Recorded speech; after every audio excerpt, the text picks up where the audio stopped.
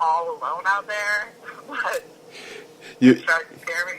you honestly would have won me over if you would have just said completely sober. But as soon as you said drunk, I'm like, oh boy, this is going to end very well. So You're in Hawaii. What are you going to do? fair enough. Fair enough. All right, so number 4, I guess you could say for me was the dun-dun-dun-dun, and of course they're coming out with a reboot this year. That being Power Rangers. Honestly, Yeah. just a bunch of kids that are basically trying to save the world against evil.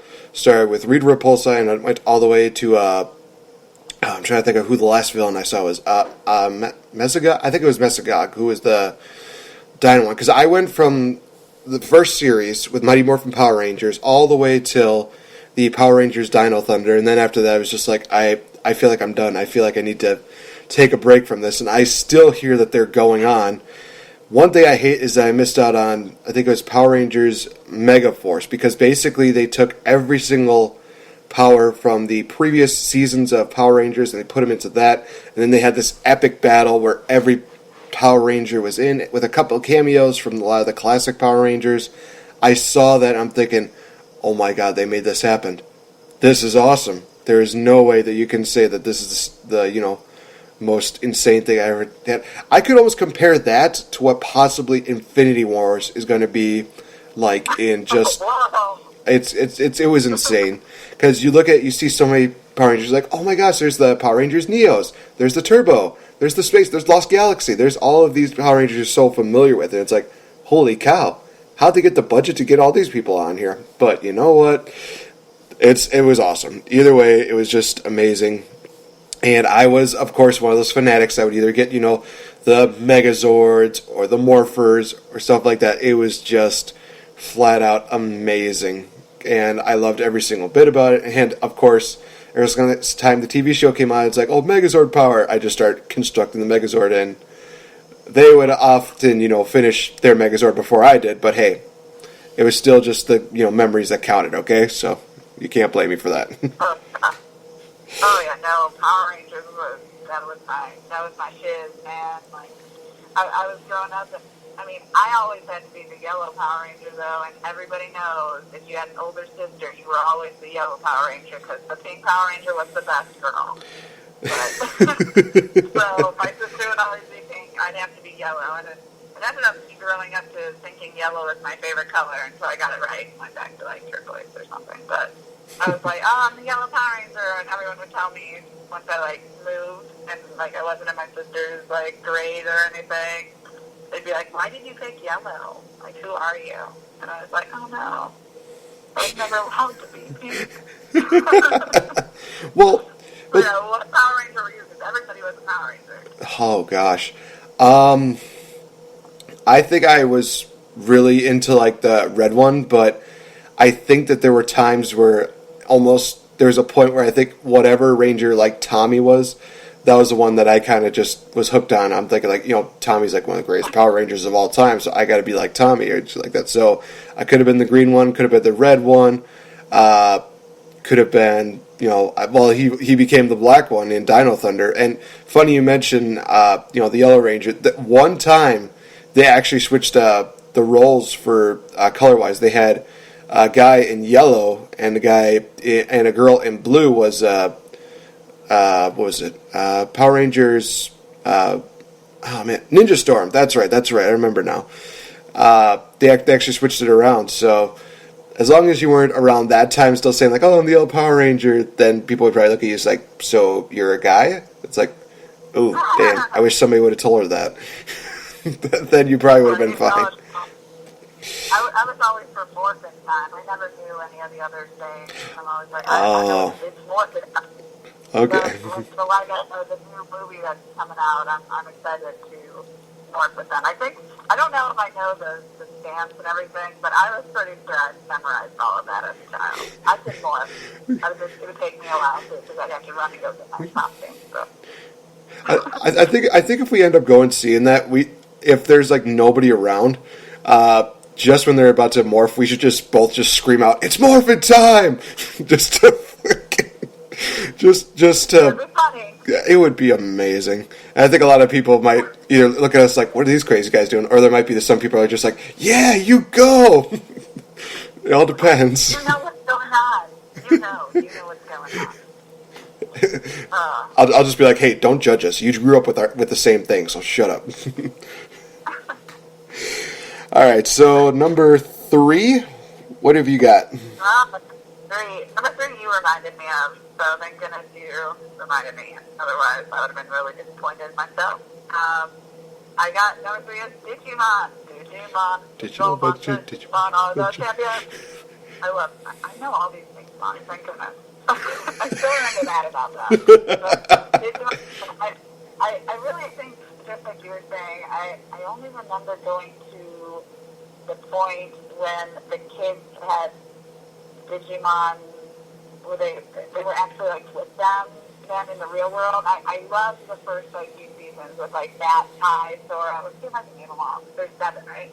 Yeah, Matt, Ty, Sora, Mimi, Joe, Kari, and TK. That was my favorite when it was just them. Then I know they've changed to like oh, their eggs turn into their digi, or what is it, digi device or whatever, got bigger and everything changed. Everything changed. Digi. But the movie was my fave when like Matt and Ty went into the internet, like the internet thing trying to kill everybody. I just loved Digimon. That was one of those things. I had all the characters, I had all the toys, all the little rookie Digimon. Didn't have all the like bigger Digimon. They cost more money. Right. But no, I guess if I'm describing what the series is about, it's done anime. And this was the Digimon versus Pokemon is Digimon is like they go into their own little digital world, and literally every little monster has Mon at the end. Unlike Pokemon, they're like little bubbles over this and this. And Digimon, you knew it was Digimon because it had Mon at the end. Like Agumon, Albuquerquemon. Like, oh wow, oh, you guys are even more creative. Everything ends in the same 3 letters. Nice. But do you know which one is Pokemon or Digimon? I know which one goes to the left first. But I don't know which one actually comes first. Oh, which one actually? Oh boy. I know which one America first, which is Pokemon. Right. Yeah, I think Pokemon came first, and then it was slowly followed by Digimon, because I think they needed something to kind of, I guess it's kind of like a counterculture, I guess you could say, something that was a little more different. But yeah, I remember growing up with Digimon 2. I even had like the little Digivice that they had, which was like basically like a little game where you had to like, I think, like to shake it in order to make the Digimon Digivolve, and you had to face a lot of the random Digimon like Devimon, Edamon, all these other random Digimon that you remember from like the first season, and it was just awesome. I loved every single thing about it. I think he also took time to like, I think, find all the other Digimon. Like you had to find Gabumon, Biomon, Patamon, and all these other Digimon, which was really awesome just to kind of do that, because then you can Digivolve with all the other ones. I remember, I think for a long time the main characters were always like my favorite, but Agumon always was the one that just stood out to me the most, because he was the first one to really Digivolve and Digivolve to Ultimate, and then he and Gabumon evolved into their Mega forms, and then of course, like you mentioned in the movie, we got to see the first ever DNA Digivolution between the two of them, in which we see Omnimon, who was completely badass. Oh my gosh. So, I did have that character, for sure. I was like, hell yeah. Try. Not this one. But, it was so good. Honestly, both Pokemon and Digimon deserve to be on our list. So Oh gosh, they were great. And the Pokemon probably made me spend more money. I mean, they got me on those cards, and I'm a dumb butt for throwing them away. Damn it. The price is online. You're like, damn it. I have that card. Well, Yeah, you could definitely say the same thing about the Disney movies too, because I was actually surprised where I saw like somebody say the original Beauty and the Beast, or like the actual like VHS tapes are like 300, 200. Some even going up to a grand. I'm like, you fucking kidding me? Jeez Louise! It's almost like we would be sitting on a gold mine or something like that. Holy crap! I mean, as long as they're still in perfect condition and they're working, I guess, but. Or unless they're just collectors that are just like, oh, we just want it for like the packaging and stuff like that, because I guess they want to keep more with them or something like. I don't know. It's some weird kind of thing. I guess I can't complain too much because I'm the one that has wrestling championship belts in a case, so I guess I can't really criticize too much on that. Anyway, right. All right, so.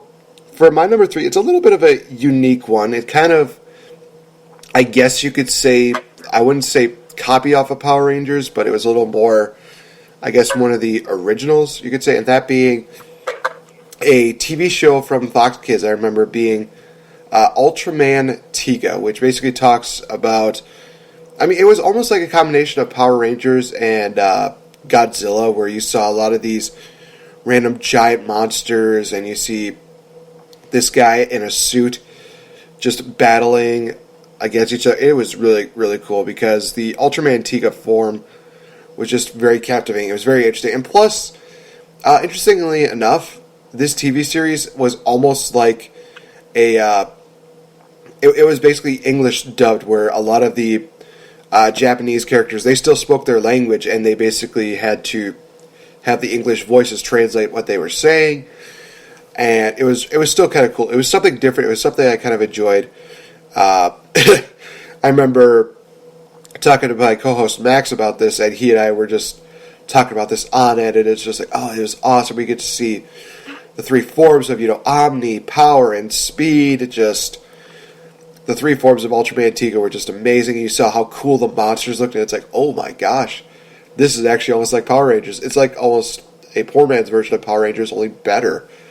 Because it's just one guy battling against all these monsters, and I loved every single thing about it. It just was awesome. It was different, it was revolutionary, and I think that they're still very popular in Japan from my knowledge. And there might be a show, it might be a station, I should say, here in the United States that still promotes that, because I know that they've had like very different versions of Ultraman Tiga, with like different characters and different universes, I guess you could say, and it still looks just as amazing as the English dubbed version that they did in for Fox Kids growing up. But yeah, it was one of those things. Again, Japan rocks, China rocks. You guys do an amazing job, so definitely thumbs up, and you get my approval for just creativity all around. So, all right. That's hilarious. I didn't know what you were talking about. Like, I didn't know like this show. First one I don't know, and when you just said the name, I was like, this sounds like an anime. Like, sure enough, like, oh, and he turns into a giant robot fight monster or something. I'm like, oh yeah, perfect anime. Yeah. That's Well, what anime is. Yeah, well, it's not really anime per se. It was more live action, but I guess I could see somebody seeing. Okay, fair enough. All right, so what is your number 2 pick? My number 2, I had a total love for animals. It's not that I, like, hate them now or anything, but, like, as a kid, like, everyone's like, oh, she's going to be a veterinarian, oh, she's going to be a veterinarian. That didn't happen. I'm not going to be a veterinarian. My number 2 pick went along with kind of my love for animals, which is the wild thornberries. And just how this little girl, Eliza, travels the world with her dad and mom, who are on a nature show, to, like, go across the country, seeing all these different, not the country, the world, around the world. And they get to see all these different animals, and she gets, I kind of forget how it happened. I actually do forget how it happened, but she has some incident that happens that she gets this ability to talk to animals. And so she goes around the world talking to all these amazing animals, and they're all smart and awesome, and she has to, like, help save them or help try to find these animals for her parents, and her parents are just hilarious. They're ridiculous people, and they just remind me of nature shows, which I actually loved the Crocodile Hunter. So this was like a cartoon version